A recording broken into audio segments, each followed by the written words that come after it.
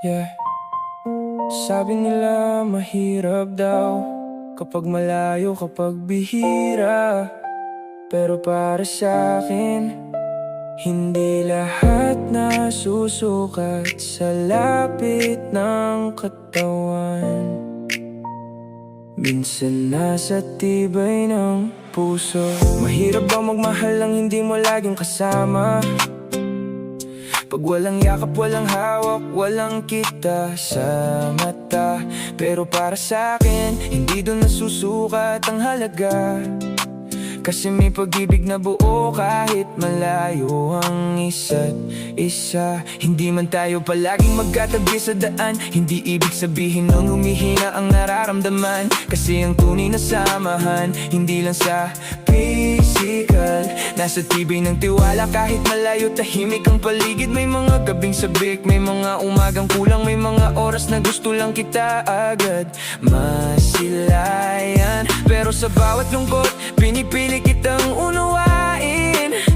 Dahil alam kong pareho nating gustong patatagin.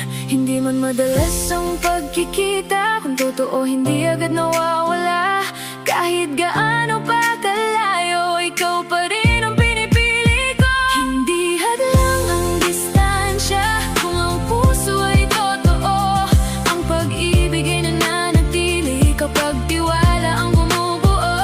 Hindi hadlang ang paglayo kung may pag-unawa tayo. Sa tamang puso, tamang tao. Kahit malayo, hindi magbabago. Hindi lahat ng malayo ay malamig na rin. Hindi lahat ng tahimik ay wala ng damdamin. Minsan kailangan lang ng pasensya at pangunawa para sa pag-ibig na hindi kayang sirain ng problema. Sa bawat araw na hindi kita kapiling, mas lalo kong pinapahalagahan ang bawat lambing. Na kahit sa tawag lang, kahit sa mensahe lang, ramdam kong buo pa rin ang ating samahan. Kasi ang totoo hindi naman sa dalas ng kita nabubuhay ang pag-ibig at pag-asa, kundi sa tiwalang kahit anong layo ang pagitan. Walang ibang papalit, walang ibang pahihintulutan. Madalas ang pagkikita, kung totoo hindi agad nawawala. Kahit gaano pa kalayo, ikaw pa rin